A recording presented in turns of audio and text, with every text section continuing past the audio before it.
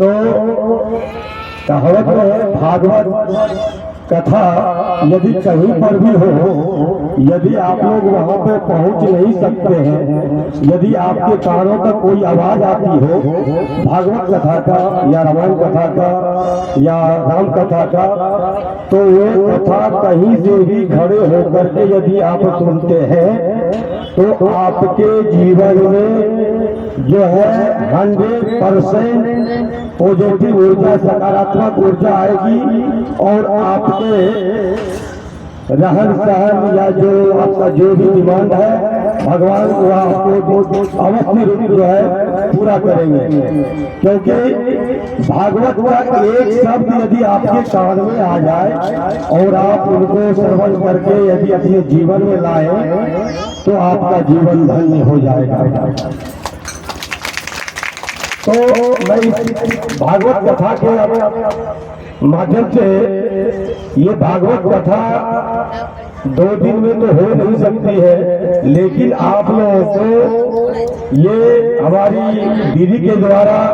ये आपको प्रेरणा दी जा रही है। यदि इस तरीका से एक छोटा छोटा ग्रुप यदि एक साथ हो जाए तो वह विस्तार रूप ले सकता है।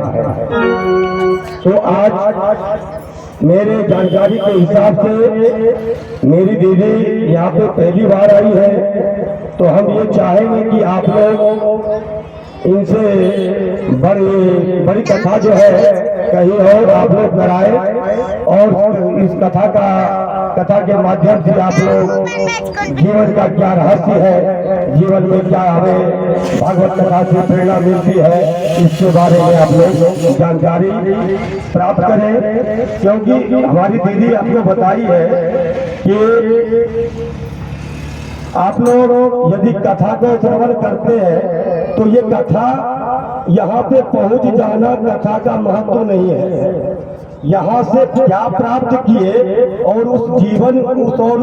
तथ्य को, उस बात को अपने जीवन में कितना % उतारे हैं, कितना प्रतिशत जीवन में जो है प्रयोग में लाए हैं, महत्व ये रखता है। कथा में पहुंच जाना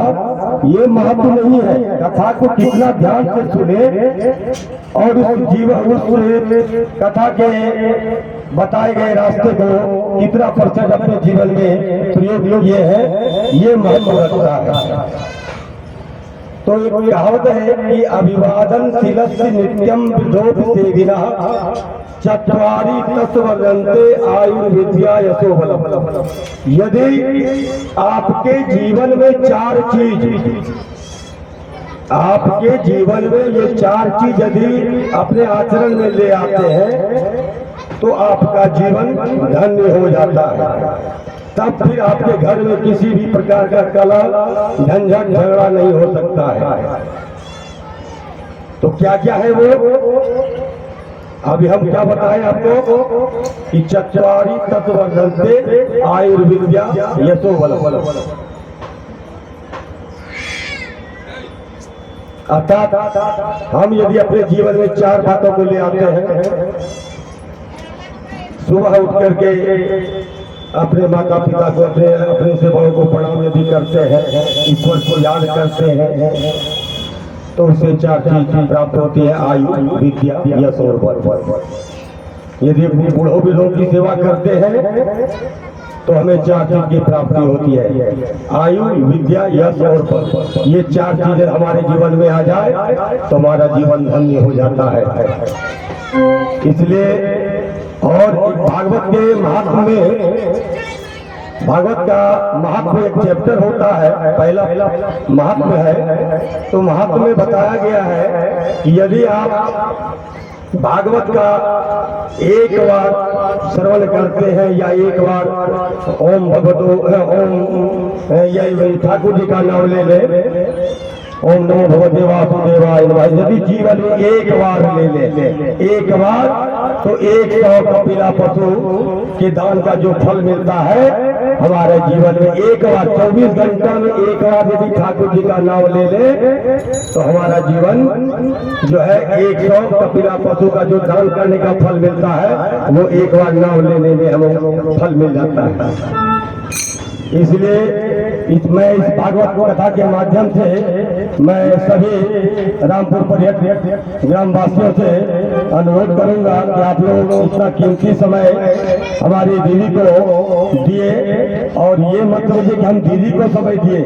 दीदी आपके लिए समय दिए हैं, क्योंकि आप लोग इस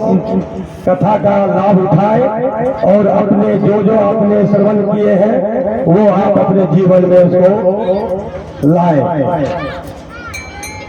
तो मैं और इन सब लोग के साथ साथ कल 10 बजे जो है हमारे इस पूजा पंडाल में विसर्जन का कार्यक्रम आरंभ हो गए और कल मूर्ति विसर्जन भी होगा।